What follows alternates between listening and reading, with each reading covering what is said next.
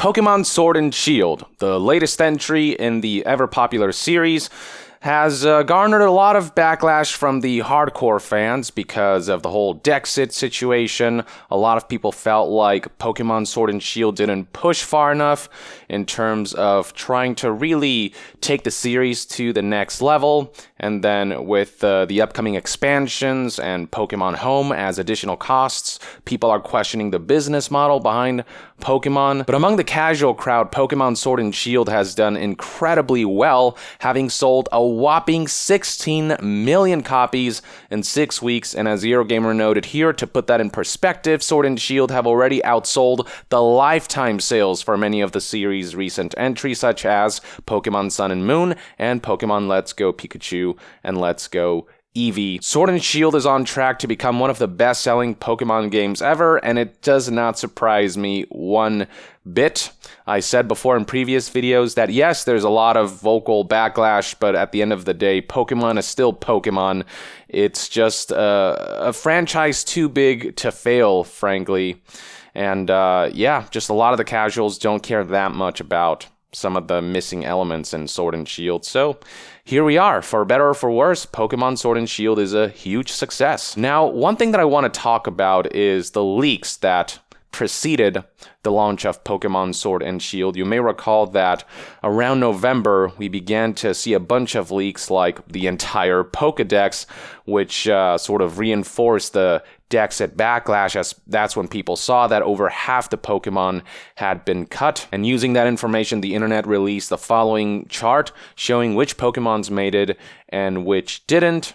And then beyond that, images of various Gigantamax forms and whatnot made their way to the internet as well, spoiling various surprises and the like. And Nintendo was none too happy about that. And so on November 5th, we began to hear rumors that Nintendo might have already caught the Pokemon Sword and Shield leaker. According to news outlet Nintendo Life, quote, the report comes from Twitter user KG Prestige, who claims that Nintendo employees have tracked down the leaker because of the profile picture they used on a Discord chat. This profile image was also used on the individual's YouTube channel, which allowed Nintendo to then reach the person's Facebook account, which was linked to the YouTube channel. And embedded on this article is the tweet in question that began to spread this rumor. And then this was followed up by an article from Forbes on November 25th, 2019, so like 20 days after that initial rumor,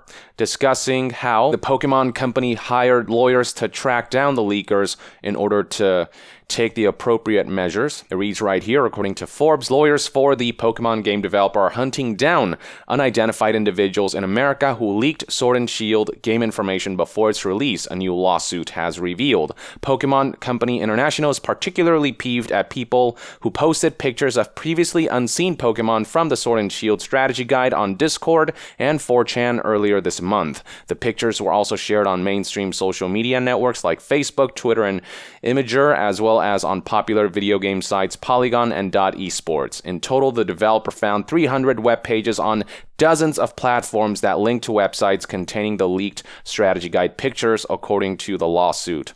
And then it reads right here, the Pokemon leak started on November 1st, and the kinds of leaks we saw included the Gigantamax form for Machamp, another 18 pictures that appeared on Discord showing various assets and Pokemon and forms in the game. And then the specifics of the lawsuit was detailed here. Lawyers from Perkins Coie, a firm previously hired by Google and other tech giants, so a pretty major player in the lawyer world, wrote that the leaks had caused irreparable injury to Pokemon and that the company is entitled to damages in an amount to be proven at trial. Now, it was clarified by the article that the Pokemon Company isn't suing any individual people yet, but they had identified 4 Discord users after they hired outside forensic experts to hunt down the leakers. And if this rumor is anything to go by, apparently one of the leakers was just very careless about the way they handled themselves on social media. So this one individual might have been very easy to track down, but there were multiple leakers, and apparently 4 of them were identified via Discord. But keep in mind that at this stage, Nintendo only knew their online handles, their Discord handles. In order to really track them down, the Pokemon Company took to lawyers in order to serve subpoenas on Discord and 4chan to get their help in tracking down the leakers, and the court at this point, as of the publishing of this article, was still making a decision on that front. The Forbes article also linked to this document, the case file for this particular lawsuit, and I'm not going to go through all of this. Forbes already kind of briefly summarized what this is all about, but if you scroll through here, you can see that Nintendo has been documenting this entire case. You can see right here various screenshots of Discord posts leaking the Pokemon Strategy Guide images, and Nintendo also embedded the screenshots themselves. So here is the Gigantamax form of Machamp, and yeah, there's just Nintendo, they are not playing around here. They have been keeping a close eye on all of this, and there's a number of exhibits with a ton of just proof and screenshots of all of this happening. This is pretty damning stuff. From there, fast forward to the following month, and on December 13th, 2019, we learned that the Pokemon Company has been granted the ability to subpoena Discord and 4chan to unmask the identities of the leakers. When Forbes posted their article, Nintendo was still awaiting the court's decision, but the court approved Nintendo's request, as noted by this Twitter user and the document here. And if you follow the link provided by this Twitter user, you can actually see the ruling, the document that details the deliberation that was made. So this reads, before the court is plaintiff, the Pokemon Company International Inc., TPCI, ex parte motion for expedited discovery. Having considered TPCI's motion and all other pleadings and papers on file in this manner, this court hereby grants the motion. TPCI may serve subpoenas on Discord, 4chan, and Dimension NZ3307, the user on Discord, before the parties' Federal Rule of Civil Procedure 26F conference. So that finally brings us to today. After months of pursuing this case, Nintendo and the Pokemon Company have managed to identify the main source of the leak, and man, they really went out of their way to expose who they were and put them to shame. So here's an article from Nintendo Life, and the headline reads, Nintendo and the Pokemon Company released joint statement on Sword and Shield leaker. Here's the statement that Nintendo provided to various news outlets. Joint statement from Nintendo and the Pokemon Company. In early November, Nintendo identified a number of photographs taken from gameplay that revealed multiple new and unannounced Pokemon from Pokemon Sword and Shield. These photographs had been posted online, and Nintendo, together with the Pokemon Company,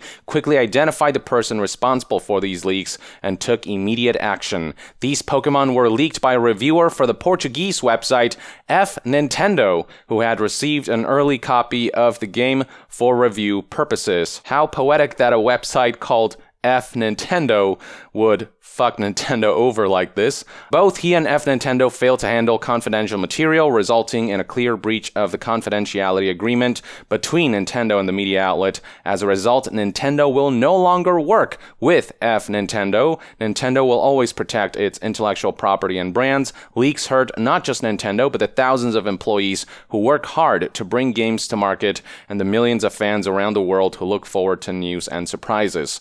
To surprise and delight players through new experiences is a shared passion for Nintendo and the Pokemon Company. We will pursue all avenues to preserve surprises for players of future Pokemon titles. In conjunction with Nintendo and the Pokemon Company statement on this issue, website F Nintendo also released their own statement on this whole situation, and here's what they had to say. To our readers, at the beginning of November, a series of off-screen photographs leaked multiple new and unannounced Pokemon from Pokemon Sword and Shield. We want to take this opportunity to openly admit to our readers that F Nintendo was responsible for leaking some of these photos. Nintendo offered us a copy of the game for review purposes with clear embargo guidelines, to which we agreed.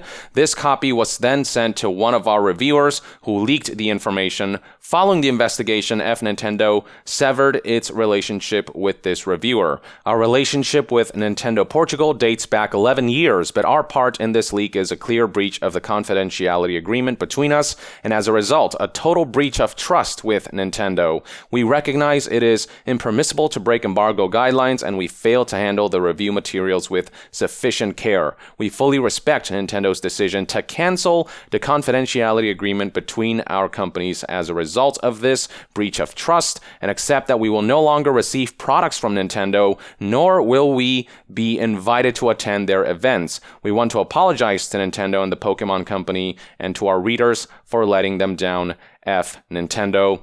So this is obviously going to be pretty fatal for a website dedicated to Nintendo coverage. I mean, the website is called F Nintendo. Now, it's hard to say whether F Nintendo as a whole was complicit in the leaks, or if F Nintendo, the rest of the team, had no idea that this one reviewer they handed the review copy to would do all these leaks. But either way, a breach of contract is a breach of contract, and these are the consequences that you suffer when you ask for a review copy, agree to follow certain guidelines, and just flat out breach and violate that trust. And you could also potentially open yourself to lawsuits. I do not think that Nintendo has pursued a formal lawsuit yet. I think maybe they might leave it off at ousting F Nintendo and cutting all ties with them, but they could potentially pursue further litigation if they so desired. They might have a case there, but there's nothing on that front. I think Nintendo deems that to be more trouble than it's worth. I think this sort of walk of shame here, just that joint statement from Nintendo and the Pokemon Company, and having F Nintendo issue their own statement in conjunction, maybe Nintendo will deem that to be enough. So yeah, just as a life lesson, if you ever plan to get into doing a media coverage for video games, be well aware that companies will pursue any breaches like this to the full extent. They do not play around when it comes to protecting their big franchises. So yeah, for those who have been wondering about Nintendo and the Pokemon Company's pursuit of these leakers, the rumblings surrounding that have been going on for the past few weeks, and how that's concluded, this is everything you need to know right here. And yeah, I'd love to hear what your thoughts and opinions are on this whole situation. Do you think Nintendo was justified in the action that they took? Or do you think they maybe took things a step too far? Drop a comment below, and to be further updated on all things gaming news, reviews, and discussions, stay tuned right here on Young Yeah. I'll see you guys next time. Young out.